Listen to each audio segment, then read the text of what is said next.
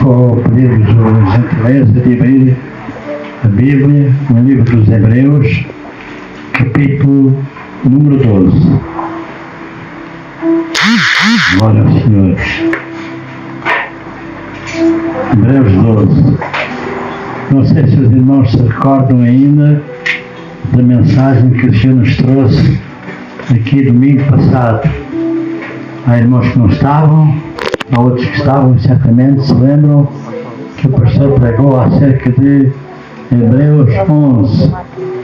Eu estava ali sentado atrás, ouvindo a mensagem, e a minha alma se enchendo de alegria, e o Espírito Santo pôs no meu coração, de alguma forma, a dar um pouquinho de continuidade àquilo que ouvimos. Louvado seja o nome do Senhor. Como os irmãos sabem, Hebreus 11, que o pastor pregou, fala de uma longa lista de heróis da fé que deram testemunho com as suas obras que a sua fé não era apenas de palavras, mas era uma fé autêntica, uma fé viva, e por isso diz a Escritura que aqueles heróis do Hebreus 11 foram todos aprovados por Deus e estarão na glória com o Senhor Deus Todo-Poderoso. Eu quero apenas recordar que entre muitos o pastor falou dos nomes de Abel, de Enoque, de Noé, de Abraão, de Moisés e de tantos outros. E eu perguntaria aos irmãos uma pergunta retórica nesta tarde. Se os irmãos tivessem que, para a nossa memória espiritual, para que nós possamos crescer, se nós tivéssemos que olhar para qualquer um destes nomes, qual é que seria que olharíamos? Estamos a falar de Moisés, de Abraão, de grandes vultos. Para qual era deles que nós escolhemos para olhar, para seguir a nossa vida espiritual? E a resposta é uma pergunta académica, mas a resposta é nenhum. Nenhum deles, louvado seja o nome do Senhor, porque temos ainda mais alto a figura majestosa do nosso bendito Salvador, o Senhor Jesus Cristo. Aleluia. E é para Ele que devemos olhar cada dia da nossa existência. Vamos ler o que é o versículo 1 e o versículo 2, que diz assim: portanto, nós também, pois que estamos rodeados de uma tão grande nuvem de testemunhas, deixemos todo o embaraço e o pecado que tão de perto nos rodeia e corramos com paciência a carreira que nos está proposta, olhando para Jesus, autor e consumador da nossa fé, o qual, por gozo que estava proposto, suportou a cruz, desprezou a afronta e assentou-se à destra do trono de Deus. Louvado seja o nome do Senhor. A primeira lição que aprendemos com a palavra de Deus nesta tarde é que, não obstante a Bíblia nos falar de exemplos tão grandiosos de homens e mulheres que viveram no passado e que pela sua fé fizeram obras extraordinárias, nós não devemos fixar o nosso olhar a nenhum deles, mas apenas no Senhor Jesus Cristo. E, amados irmãos, o que é olhar para Jesus? Às vezes nós dizemos coisas até que são agradáveis de ouvir, mas na verdade passamos por cima, não vamos à raiz das coisas. E o que é olhar para Jesus? Eu quero dizer aos irmãos que olhar para Jesus é examinar com toda a atenção as atitudes que ele teve enquanto andou nesta terra. Cada coisa que ele fez, cada palavra que pronunciou, cada exemplo que nos deu, para nós podermos imitá-lo o mais possível. Quanto mais formos parecidos com Jesus, mais os céus estarão abertos para nós. Louvado seja o nome do Senhor. Amados irmãos, como é que eu posso dizer que sou um cristão se o Senhor diz não matarás e Jesus nunca matou? Como é que eu posso dizer que sou um cristão se o Senhor diz que a mentira do diabo e Jesus nunca mentiu, nem nunca na sua boca se achou qualquer engano? Então, amados irmãos, olhar para Jesus é entendê-lo em cada ensino que ele nos transmite. Dizer, Senhor, eu estou pronto a mudar a minha vida, estou pronto a alterar todas as coisas, porque não tenho nada mais precioso do que obedecer à tua vontade. Louvado seja o nome do Senhor. Amados irmãos, a Bíblia dá-nos aqui um conforto com estes queridos irmãos que foram heróis. Não estamos sozinhos. Temos uma nuvem de testemunhas. E não foram só estes irmãos. Para que a palavra de Deus chegasse até nós, muitos foram sacrificados. Muitos foram lançados em fogueiras. Muitos irmãos sofreram tanto o vitupério de Cristo para que a Bíblia chegasse até nós. Por isso, irmãos, nós também, ao pensarmos nisso, devemos ter este raciocínio. Se São João, se São Pedro, se São Paulo, se Moisés, se Abraão, se a Virgem Maria, se tantos outros que venceram, estão sentados contigo na glória, festejando a tua vitória, celebrando as tuas bodas, e eu vou-me sentar ao lado deles, participar na mesma festa que eles estão participando, então eu também tenho que apelar toda a minha força. Nem que tenha que jejuar, nem que tenha que orar, nem que tenha que ajoelhar constantemente, dizendo, Senhor, dá-me forças para ser fiel. Glória ao nome do Senhor. Mas, irmãos, a palavra aqui deixa-nos um conselho interessante. Em primeiro lugar, deixar todo o embaraço para podermos correr esta carreira. E o embaraço pode não ser pecado, mas é naturalmente uma coisa que nos atrapalha bastante. Eu não sei, que não percebo de leis do desporto, mas eu não sei se um corredor dos 100 metros ou dos 1000 metros pode ou não levar botas da tropa, não é? Ou se tem que levar sapatilhas. Penso que as sapatilhas vão ajudá-lo a correr melhor. As botas da tropa vão atrapalhá-lo naquela corrida. Também, irmãos, tudo o que nos atrapalhar no serviço, na obediência a Cristo, devemos deixar por amor dele, para que, amados, como São Paulo dizia, os atletas que correm no estádio, tudo se abstenham para levar depois uma coroa de louros na sua cabeça e umas palmas dos homens. Mas nós, amados irmãos, para receber uma coroa de glória, quando chegarmos junto a Jesus, devemos abster-nos de todo o embaraço para servir a Deus. Glória ao Senhor. Mas, sobretudo, deixar todo o pecado que tão de perto nos rodeia. Amados irmãos, é sem dúvida que a gente em cada dia vê coisas horríveis. E quando parece que já não pode afundar mais as coisas estão-se a afundar. Eu hoje ouvi nas notícias não sei explicar aos irmãos, mas um teatro que vai inaugurar agora em Lisboa, em que o tema é despertar os demónios. E então esse teatro vai induzir aos demónios que estão nas pessoas que estão a ouvir para se manifestar. Que coisa horrível, irmãos. O teatro ainda tem mais um detalhe. Diz que a situação está tão má por todo o mundo que se Deus não faz, então entregue-se a direção a Satanás para ele poder fazer. Amados irmãos, quando se chega tão baixo como isto, naturalmente que a Igreja tem que pensar que o pecado tão de perto nos rodeia. E nós devemos ser a luz que Jesus disse que queria que a sua Igreja fosse. Vós sois o sal, vós sois a luz, e temos que iluminar esta terra que está em trevas espirituais densas. Louvado seja o nome do Senhor. Só assim podemos correr a carreira que nos está proposta. Qual carreira, irmãos? Qual é a nossa carreira? Alguns dizem, não tem cargo nenhum na igreja. Não é isso que estamos a falar. O Senhor Jesus disse que nos tirou das trevas para a luz, do reino do inimigo para o reino do Filho do Deus Criador. Para quê? Para que Ele nos fez isso? Certamente porque nos amou, por graça, por misericórdia, mas também com uma finalidade, nós possamos testemunhar acerca de Jesus. Nós somos embaixadores dos céus, nós somos verdadeiramente sacerdotes diante de Deus, pedindo pelas famílias, pedindo pelas pessoas à nossa volta. E o Senhor nos quer, naturalmente, correndo esta carreira sem impedimento algum. Se houver embaraço em nós, não o podemos fazer.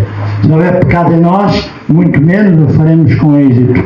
Mas se nos livrarmos dessas coisas, nos deixarmos santificar pela palavra de Deus e pelo Espírito Santo, então, amados, nós prosseguiremos a nossa carreira. E, sobretudo, o que nos diz o versículo 2, devemos olhar para Jesus. Porquê? Porque Ele é o autor e o consumador da salvação. Nada o Pai fez sem a presença do seu amado e unigênito Filho Jesus Cristo. Quando criou o mundo, Jesus estava ao seu lado. Quando chamou profetas para o servir, falavam os dois e diziam: quem enviaremos? Quem é cá de ser? Um embaixador. Amados irmãos, quando faziam qualquer coisa, estavam os dois de acordo. E, amados irmãos, quando o Pai planeou a salvação dos homens, e esta salvação foi planeada, imaginem quando, se eu perguntasse uma pergunta retórica, quando? Antes que o mundo fosse construído. Louvado seja o Senhor. Satanás pensava que ao enganar a nossa mãe Eva iria surpreender o nosso Deus. Jamais. O plano da salvação já estava feito exatamente, estava acordado entre o Pai e o Filho.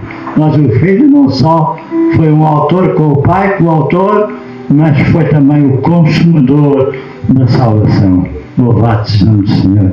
Amados irmãos, e a Bíblia diz-nos para olhar para Jesus, para ver este exemplo e aprender com ele, sobretudo em 3 áreas. Pensou no futuro. Jesus pensou no futuro.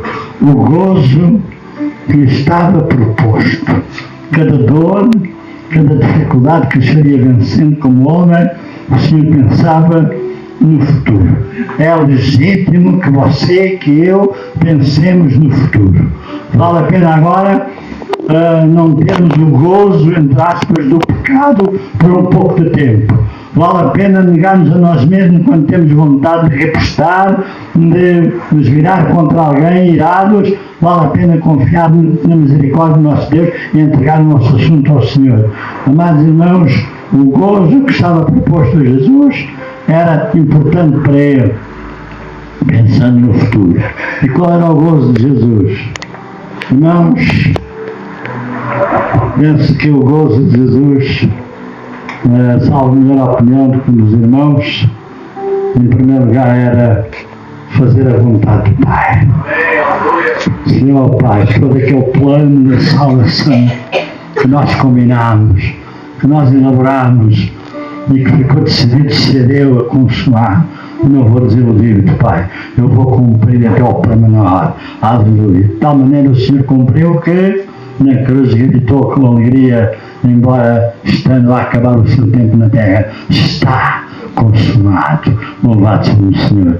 Mas Jesus tinha ainda outro gozo por obediência, era o de salvar os seus irmãos. Aleluia. Amados irmãos, ele conseguiu ganhar para Deus homens e mulheres de todas as tribos e nações e fazer uma família espiritual para agradar ao Pai por toda a eternidade. E finalmente o gozo que lhe estava proposto era a glória nos céus, quando ele se sentou à direita do Pai e foi adorado por todo o ser criado. Louvado seja o nome do Senhor. Por isso ele suportou a cruz, desprezando, desvalorizando tudo aquilo que era afronta. E mesmo quando Satanás o injuriava e dizia: se és o Cristo, salta da cruz e vamos crer em ti. Quando ele era provocado, Ele sempre resistiu a tudo, porque, amados irmãos, ele tinha em vista a recompensa. Glória ao Senhor. Mereceu, no fundo, o seu futuro. O seu futuro é ser o Rei dos Reis. O seu futuro é reinar por toda a eternidade. Glória ao nome do Senhor. E todos os salvos, num gesto de gratidão profunda, entregarão as suas coroas aos pés de Jesus, dizendo: aceitamos por tua vontade esta coroa que me dás para ser minha eternamente. Todavia ela está ao teu serviço e à tua glória. A depositamos a teus pés. E Jesus, num gesto fabuloso, sendo ele o maior de todos, aquele que o Pai exige que não haja uma alma vivente que não dobre os seus joelhos diante dele e declare que ele é o Senhor. Ele, nessa posição magnífica, entrega tudo ao Pai, para que o Pai seja realmente o maior entre todos. Louvado seja o nome do Senhor. Amados irmãos, penso eu que hoje, mais do que nunca, devemos olhar para Jesus e aprender com Ele. Estamos vivendo num tempo de grande confusão. Muitas ideias, algumas ideias para melhorar o que está escrito na Bíblia, algumas ideias dizendo que a Bíblia está um pouco desatualizada, algumas ideias dizendo que afinal devemos arranjar uma Bíblia para senhores, uma Bíblia para homens, uma Bíblia para várias etnias, uma Bíblia para o LGBT, mas uma Bíblia conforme a vontade de cada um. Mas nós queremos dizer: Senhor, esta tua palavra, como ouvimos hoje na escola das crianças, esta tua palavra é a verdade, e é sobre ela que eu quero edificar a minha casa para todo o sempre. Louvado seja o nome do Senhor. Não precisamos de ideias para melhorar nada. O Senhor Jesus avisou na última folhinha, os irmãos em casa vejam, leiam só a última folha da Bíblia. O Senhor avisou: eis que venho depressa e vou trazer o meu galardão para dar a cada um segundo a sua obra. Ai de quem acrescentar, ai de quem tirar, ai de quem desvalorizar o que eu ensinei, porque passarão céus e terra, mas a minha palavra não há de passar. Amados irmãos, cada vez vemos mais nomes, muitos nomes, tantos nomes em Portugal, nomes, os irmãos que são estrangeiros e que chegaram há menos tempo, ainda sequer não sabem os nomes todos. Em Portugal há deuses para tudo: deuses para a boa viagem, Deus para a morte, Deus Senhor da boa morte, o Senhor da boa vida, o Senhor dos navegantes, o Senhor de tudo.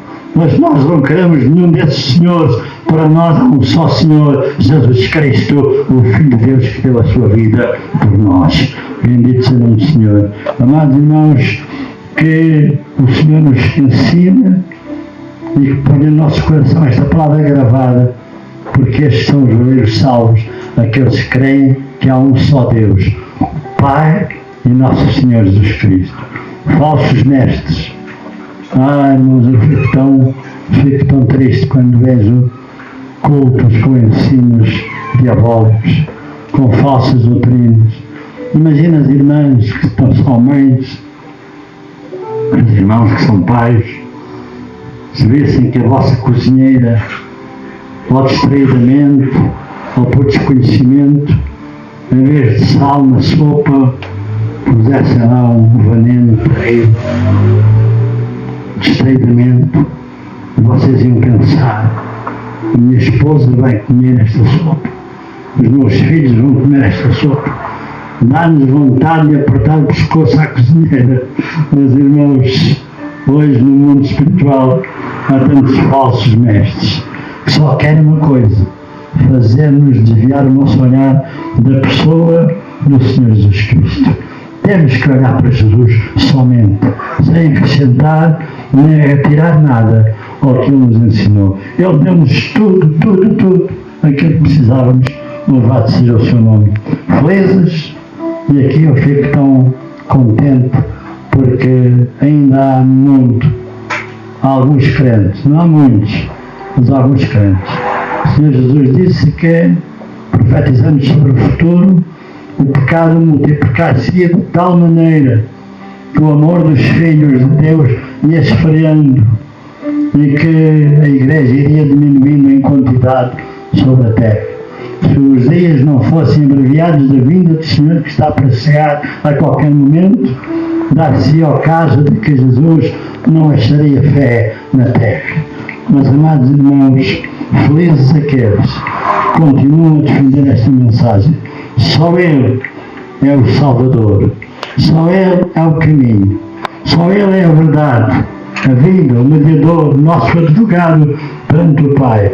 Não precisamos de mais ninguém, nem mais nada no mundo espiritual. Louvado seja o nome do Senhor. Amados irmãos, há uma lei que é extraordinária. Onde fixarmos os nossos olhos, a nossa alma recebe algum retorno. Não sei se me estou a explicar bem, mas se os irmãos olharem para alguma coisa específica, vocês estão a beber daquilo, vão ficar a pensar naquilo e aquilo vai enchendo na vossa alma. Amados, Satanás está sempre a apresentar-nos alguma coisa para nós podermos olhar. Ele quer que olhemos para qualquer lado, não importa. Não importa se nós temos um ídolo que é o Benfica, que é o Porto, ou que é o Sporting, ou que é qualquer coisa. Não importa se nós temos um ídolo pagão, um cantor, uma cantora, nós idolatramos. Não importa para Satanás. Ele quer é que olhemos para qualquer coisa e desviemos o nosso olhar de Jesus. Sabem que esta tática pode parecer despercebida àqueles que se perdem, mas os filhos de Deus estão alerta.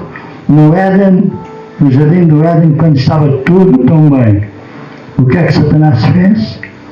Foi desinquietar os dois termos a nossa mãe Eva para que ela olhasse para o fruto e ela olhou e ela viu que o fruto parecia tão bom e ela viu que parecia que aquele fruto era energético e Satanás continuava a dizer: se comeres dele vai acontecer coisas maravilhosas, vais saber tanto como Deus, vais subir. Mas irmãos, e ela começou a olhar e o olhar caiu. Infelizmente, por causa desse olhar, o Senhor de Jeová se ofendeu, o pecado entrou na terra e o pecado passou a todos os homens. Infelizmente, aquela mulher olhou para aquilo que estava errado e não desviou a vista a tempo. Mas, ao longo de toda a Bíblia, nós vemos coisas destas. Eu quero, o tempo passa, quero apenas recordá-los que Jesus Cristo, como homem, foi convidado por Satanás também a olhar para alguma coisa. O diabo transportou e o levou ao monte e lhe mostrou o quê?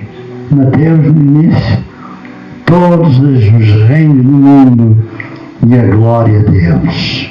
Mostrou tudo. Tudo o que havia de mais belo, de mais precioso no mundo. O diabo mostra a Jesus. E o diabo diz para Jesus: eu é que governo isto. Porque ele é naturalmente agora o príncipe deste mundo. Mas disse para Jesus: se tu quiseres aceitar uma troca, as coisas de ir à cruz, as coisas de sofrer, eu vou-te dar isto tudo a ti. Se fizeres apenas uma coisa, pegares os teus joelhos, prostrado, me adorares. Satanás diz isso a tantos crentes, tantas vezes. Podes conseguir isto, podes conseguir aquilo. Basta agora desviar-te um pouco de Jesus. Basta pisares um pouco a palavra que ele ensinou, porque eu vou-te ajudar. Cantores entregam a sua vida a Satanás. Pessoas, para se enganarem em negócios, vão a feitiçarias para se enganarem. Amados irmãos, mas nós queremos rogar perante o mundo espiritual que nos ouve: Senhor Jesus, todas as moléculas do meu ser o âmago da minha alma, todo o mais interior de mim, eu entrego a Ti. Governa tudo, Senhor. Louvado seja o Teu nome.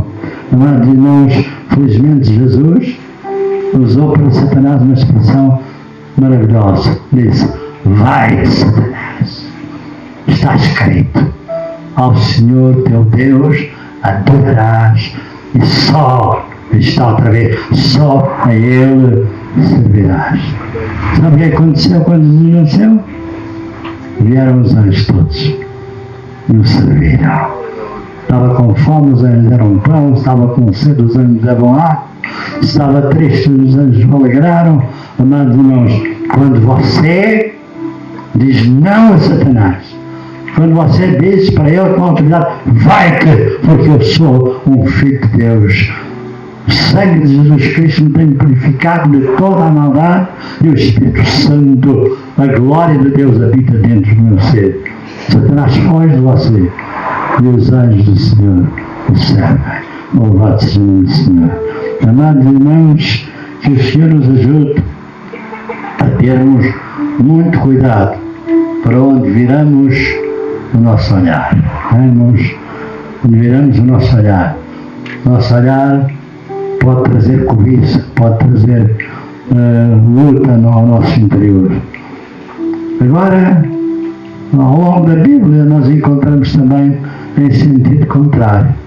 Deus, o nosso Pai cheio de amor, incentivando o seu povo em qualquer circunstância, qualquer problema que esteja a passar, a olhar para Ele. Vamos pensar: Israel no deserto. Israel estava a passar pelo deserto e foi convidado por Moisés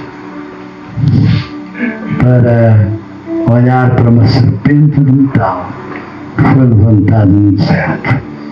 Diz a Escritura que das areias saíram serpentes aos milhares que mordiam nas pessoas e elas inchavam com dores, morriam.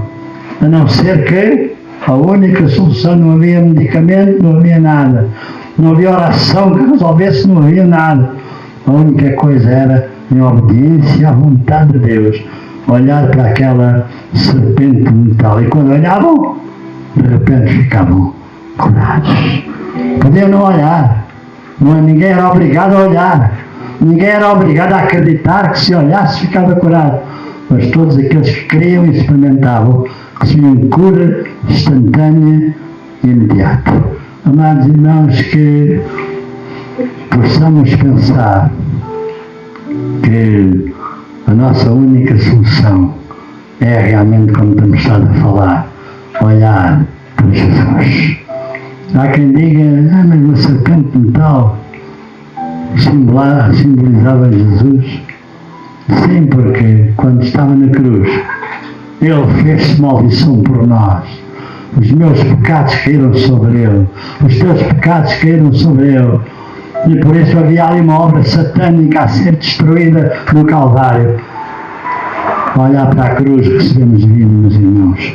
Louvado seja o Senhor. Mas o grande convite, segundo o meu entendimento, o grande convite na Bíblia para olharmos e para termos vitória, aparece-nos em Isaías, no capítulo 45, versículo 22. Diz assim o Senhor: Deus o Pai, olhai para mim e sereis salvos, vós todos os moradores da terra, porque eu sou Deus e não há outro. Amados irmãos, vejam a magnitude deste convite. O Senhor não convida os americanos, nem os asiáticos, nem os africanos. O Senhor faz um convite extensivo a toda a terra. Está no cimo, está olhando, está controlando tudo. E depois o Senhor diz: seja qual for o problema, está implícito neste convite. Qualquer parte da terra, qualquer aflição, câncer, paralisia, cegueira, o que for, olhai para mim e eu vos salvarei. Só um Deus tão grande, só um Deus Deus precioso. Meu irmão, nunca se arrependa de olhar para Deus, de confiar em Deus, porque quando você olha para Deus, o mal recua, as forças satânicas recuam, os planos de Satanás se quebram. Porquê? Porque você está a olhar para Deus. Deixem-me dizer-lhes que só há duas famílias na Terra, duas classes de pessoas diferentes. A Bíblia diz isto claramente: os filhos das trevas e os filhos da luz. Naturalmente, os salvos e os perdidos. E eu agora acrescento por palavras minhas: os que olham para cima e os que olham cá para baixo. O nosso futuro, irmãos, o meu futuro, o vosso futuro, e às vezes quando vejo um velhinho, já como eu, falar em futuro, até os jovens têm vontade de ver no futuro. Somos eternos, irmão. Somos eternos. Brevemente o Senhor irá buscar cada um de nós, mesmo as criancinhas. A criancinha mais nova que está aqui, se o Senhor tardasse um século depois, já não estava cá. Então, irmãos, é tudo passageiro. E o nosso futuro depende de onde colocarmos os nossos olhos. Vamos colocar os nossos olhos em Jesus. Vamos observar a sua doutrina e não nos desviar dela nem para a direita nem para a esquerda. Vamos fazer o que Ele nos manda. Vamos confiar que na cruz do Calvário, como Isaías já tinha dito muitos centenas de anos antes de Jesus nascer, verdadeiramente Ele levou sobre si toda a nossa iniquidade, pagou todo o nosso castigo, nos deu a paz e pelas suas feridas e pisaduras nos sarou. São João, o grande apóstolo já velhinho, com muita experiência na idade, porque tinha estado com Jesus, este homem que escreveu o Apocalipse, ele diz na sua primeira carta, no capítulo 5, sabem irmãos, mensagem simples de João à igreja, sabem o que eu vos digo, irmãos? Quem tem o Filho de Deus tem a vida, mas quem não tem o Filho de Deus está morto. Ele é a própria vida. Louvado seja o Senhor. É tempo, penso eu, é tempo das igrejas começarem a levantar bem alto esta mensagem. Só eu. E hoje em dia tudo é desculpável. A democracia é extraordinária. Tudo é desculpável. Você adora Maomé, você adora Buda, eu adoro Jesus, o outro adora Satanás, mas podemos orar juntos. É o que diz agora. Podemos ser um ser superior. Não, o que eu quero dizer é o contrário. Tenho que respeitar o budista, tenho que respeitar o islâmico, tenho que respeitar a todos, mas a minha fé e a minha segurança e o meu futuro está entregue nas mãos de Jesus Cristo, o Filho de Deus. Louvado seja o Senhor. Amados irmãos, e a igreja tem que pregar esta mensagem por duas razões fundamentais. Primeira razão, para aplicarmos a nós mesmos e assim vivermos uma vida vitoriosa em todos os sentidos. Sim, irmãos, que às vezes nós pregamos aos outros e parece que não beneficiamos. É só palavras, não sai do coração. Sabem que quando Jesus mandou 2 discípulos juntos de aldeia em aldeia, anunciando que Jesus vinha a chegar e a anunciar o Evangelho, os discípulos foram, o Senhor deu-lhes poder para irem, e quando os discípulos voltaram, tiveram uma reunião com Jesus e disseram a Jesus tudo o que fizeram e tudo o que ensinaram. 2 coisas. Fizeram, verbo fazer, ensinar, verbo ensinar. Eles não disseram a Jesus o que ensinaram, porque Jesus tinha mandado fazer, ir por todo o mundo, pregar este Evangelho a toda a criatura, e que eles querem em meu nome, porão as mãos sobre os enfermos, escolherão. Então, amados irmãos, eles tinham que explicar tudo. E quando chegarmos um dia à presença do nosso amado, ele também nos perguntará para nós dizermos o que é que fizemos e o que é que ensinamos. E que o Senhor nos ajude a ensinar continuamente. Esta é a primeira atitude da Igreja. Com unção, com ousadia. Unção é a presença de Deus em nós para agirmos, mas também, irmãos, com o sentido de ajudar os outros, vivendo nós também essa realidade. Eles têm que ver Cristo em nossas palavras e em nossas atitudes.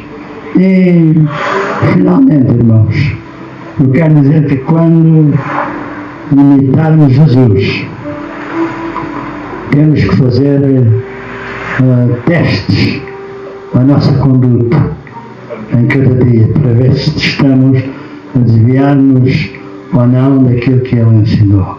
Testes. Falamos aqui há tempos de prumo. O Senhor tem um prumo e vê se nós estamos aprumados, alinhados com a sua palavra. E para fazermos um teste que é esclarecedor, basta-nos ir ao livro de São João, ao Evangelho, e ver 3 declarações que Jesus fez. No livro de São João, eu vou dizer quais são. No livro de São João, Jesus faz 3 declarações que todos os discípulos sinceros têm que poder fazer também. Porque se não fizerem, não estão alinhados com o que foi a vida de Jesus Cristo. Para entender, irmãos? Façamos um teste. Jesus diz uma coisa, eu tenho que conferir no meu coração. Faço isso. Eu também podia dizer isso. O que Jesus disse, eu também podia dizer isso. A primeira declaração está em 14:30, que diz Jesus, São João 14:30, o príncipe deste mundo nada tem em mim. Quem é o príncipe deste mundo, irmãos? Já dissemos há pouco, Satanás. Satanás controla tudo neste mundo. Mas Jesus dizia, em mim, eu não tenho nada. Você pode dizer isso, irmão? Amém. Amém? Glória a Deus. Nem, note isso, irmãos, nem na sua mente, nem no seu coração, nem no seu comportamento. Os anjos estão à sua volta. O Espírito Santo que está consigo tem estado a examinar aquilo que você tem feito e aquilo que você é. E o Espírito Santo tem se alegrado. Os anjos têm ficado encantados com o seu comportamento. Os demónios têm visto, cuidado com você, porque você é um vaso nas mãos de Jeová. Amados irmãos, se você puder dizer com sinceridade ao Senhor, eu não sinto que Satanás domine nada na minha vida. Todo o meu ser foi entregue a Cristo. Eu estou a ver a força e a graça que estou recebendo do Espírito Santo para em cada dia poder ser fiel a Ti e uma autoridade espiritual neste mundo de trevas. O primeiro teste foi este. Satanás nada teve em Cristo. Satanás nada deve ter em sua vida. O seu Espírito Santo deve dominar toda a sua vida, para que Satanás apenas o veja de longe, não se atreva a aproximar de você. Porque é que Satanás não se aproxima de vocês? Porque ele vê a glória de Jesus em si, na pessoa do Espírito Santo, e vê os anjos de Deus à sua volta. Glória ao Senhor. Há outra declaração de Jesus que nós também devemos considerar. Está em João 10:38. O Pai está em mim e eu estou no Pai. Será que você pode dizer isto? Eu estou em Deus. Deus está em mim. Assim como o Pai e o Filho eram um, também eu sou um com Jesus. Eu penso como eu pensaria em cada situação. Eu ajo como ele agiria se estivesse num lugar aqui agora.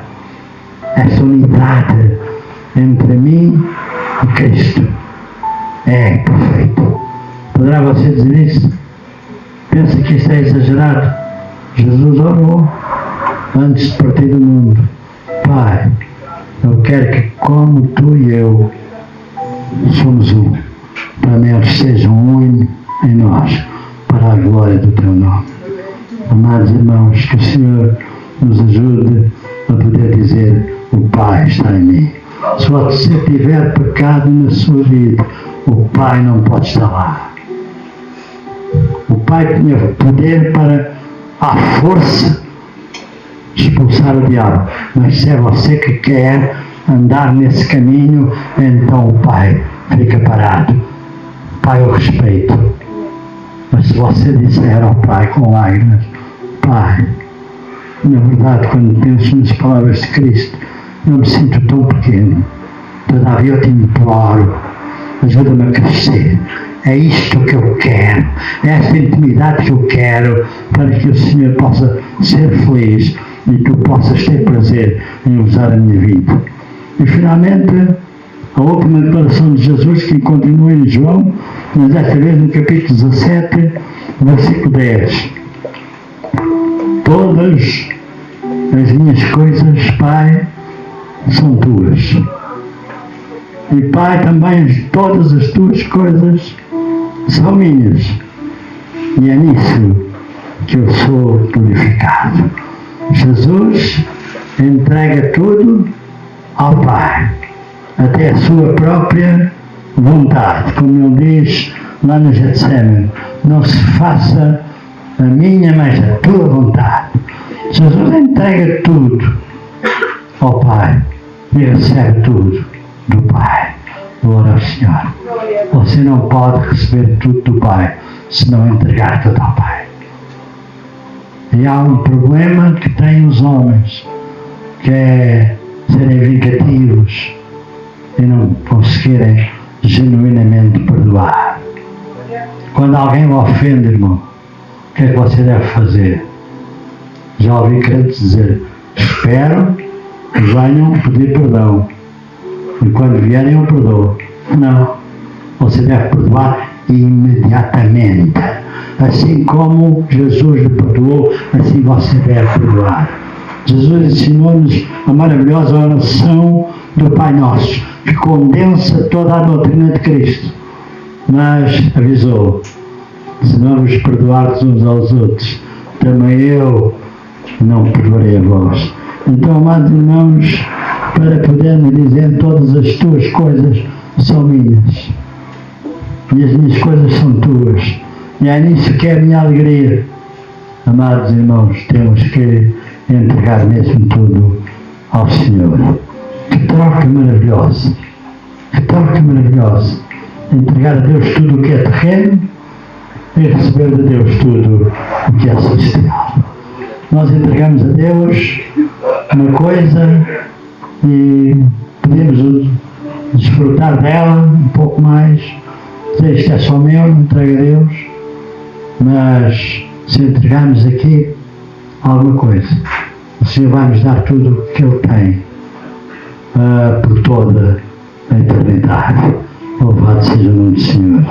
Amados irmãos, tudo o que Deus planeou para o homem já é teu? É uma pergunta que faz o Espírito Santo. Salvação. Tens alguma dúvida acerca da tua salvação? Se tiveres, ajoelha-te e pede perdão. Senhor, perdoa-me duvidar daquilo que Cristo fez por mim.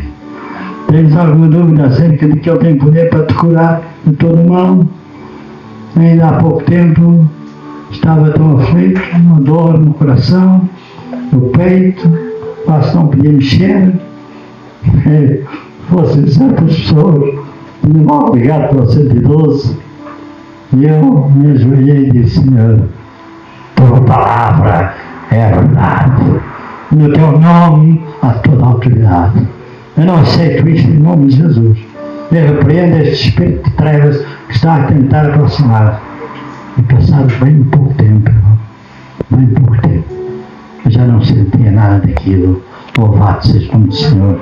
O nosso Deus é maravilhoso. Só quer que nós demos aquilo que Ele merece. Louvor, gratidão, obediência aos seus ensinos. Amados irmãos, poder, sabedoria, dons espirituais, tantas coisas que eu podia citar, que o Senhor quer te dar e está à espera que dês o teu coração. Nesta tarde, irmãos, tenhamos coragem de dizer ao Senhor: Senhor, eu sei que estou muito aquém das tuas expectativas, mas eu quero entregar todo o meu ser a ti. Amém, irmãos? Eu tenho necessidade de crescer, ser mais parecido com Cristo. Tenho necessidade, Pai, de sentir mais a tua presença. É tão fácil a gente vir aqui ao altar e dizer: já senti a presença de Deus. Como é que foi isso, irmão? Essa presença restaurou das enfermidades? Essa presença deu a volta à sua cabeça e aquilo que você planeava errado deixou de planear? Houve um resultado prático na sua vida? Foi uma sensação. É bom, aproveite, apegue-se quando o Senhor está presente e diga que quer crescer. Glória ao Senhor. Amados irmãos, o Espírito Santo está a falar connosco de alguma forma. E eu me lembro de que, mesmo no final do culto, eu gosto de dizer isto porque sempre me empolga dizer isto. No final do culto, às vezes acontecem coisas boas. Porquê? Porque as pessoas estão se alimentando, e o Senhor é tão amoroso que, a seguir a uma boa refeição, às vezes dá-nos uma sobremesa. E no ano 33 da nossa era, a grande festa de Jerusalém, festa dos tabernáculos, estava a terminar. Tinha sido bom. Milhares de cordeiros entregues ao Senhor. Muita canção, muito louvor, muita adoração, salmos cantados. E Jesus, aproximando-se da cidade, já no final da festa, começa a chorar. Jerusalém, Jerusalém, se tu soubesses o que podias crescer mais, o que te pertence mais, mas isso ainda está encoberto aos teus olhos. Às vezes cantamos, louvamos, e o Senhor olha para nós e diz: há tanta coisa ainda que está a tapar a tua visão espiritual. Então o Senhor subiu a um lugar alto e gritou para toda a multidão no final da festa: quem tem sede, venha a mim e beba. Amados irmãos, é o que o Senhor está a fazer hoje. Tens sede? Bebe de Jesus. Não bebas mais nada. Já disse que o livro de Heróis, capítulo 11, é tão importante. Não foques a tua vida nessas pessoas. O teu pastor é importante, mas não foques a tua visão nele. Levanta a tua cabeça e levanta para Jesus. Louvado seja o Senhor. O convite de Jesus hoje tem a mesma validade. E é um convite que vem lá de trás. Deus está com vontade imensa de dar de beber a quem tem sede. Quem tem sede é quem busca um emprego, quem tem sede é quem busca santificação, quem busca saúde, quem busca qualquer coisa que é difícil.